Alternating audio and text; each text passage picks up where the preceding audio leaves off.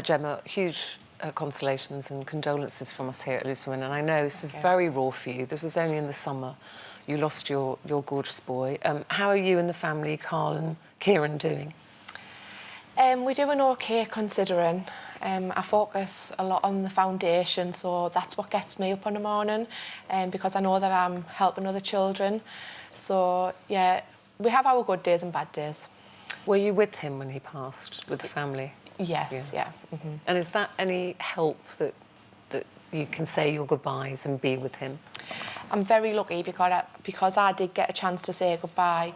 I got a chance to make so many beautiful memories. And I was there at the last breath, and so I'm very lucky because some people don't get a chance to do that. How are you finding it coming up to Christmas? Because Christmas is such a sort of a tricky time, isn't it, when you've lost somebody? Yeah, well, it is very early days still.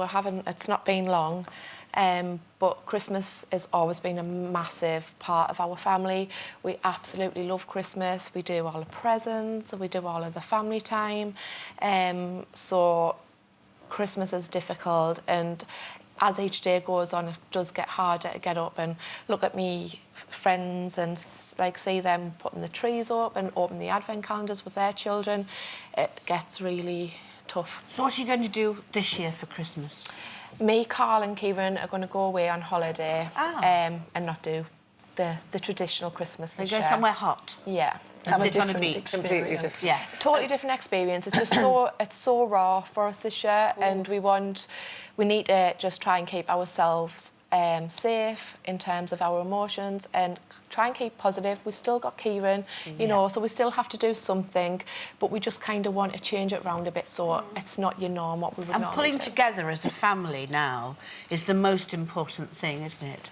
Absolutely. Again, I'm really lucky because I've got fantastic friends, fantastic family, and a nation's support, so... Well, you had so much support. I mean, he was just the most adorable boy, and Jermain, you more than anybody know that.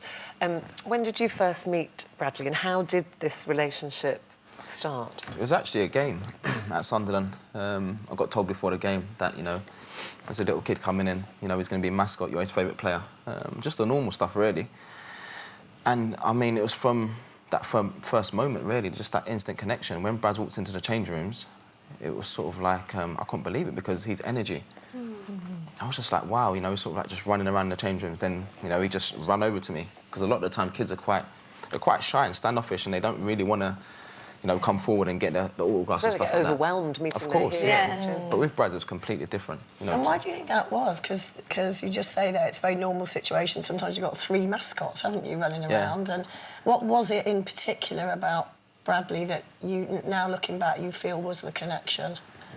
I said it in a few interviews. I think it was just the way he looked at me. It was just something completely different. You know, it's hard to explain it. You know, I mean, when he saw me and just that look, just the way he looked at me, just that instant connection. You know, remember he's telling me about his boots that he had on. You know, he had the same boots as mine, and just like just his energy was just it was special. Yeah. I believe that people come into people's lives for a reason, and he probably came into your life to give you something to give out there for somebody else. You know? Absolutely. And Gemma, one of the things, I mean, I obviously, you know, Bradley was all over the newspapers and stuff, and one thing that I always remember about Bradley is that he was always smiling, even though he was very ill, wasn't he? He had this spirit about him. There's something that I read that you actually went to visit him in hospital, and he just said, "Come on, come in," and you went into bed with him, and you lay there. Yeah. Did you ever?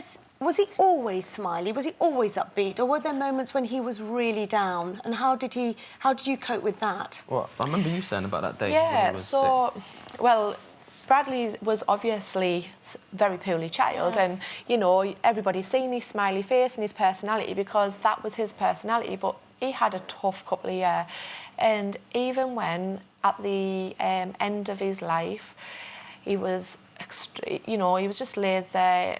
We were just it was a waiting game.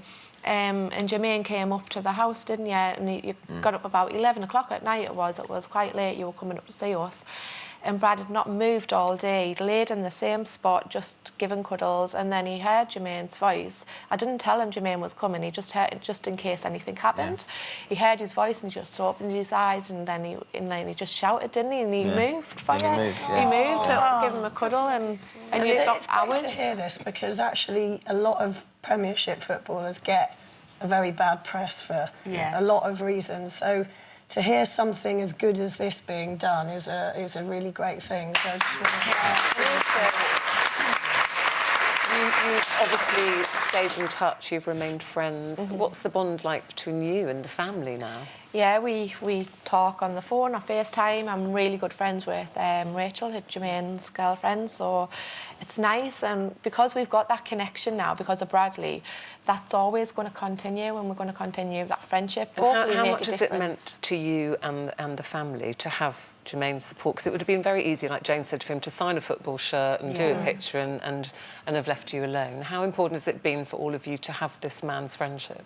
It's been extremely important, because he made my little boy smile. He's so precious to us now, because he made Bradley's last months fantastic, and we're going to treasure that forever, aren't we? That's amazing.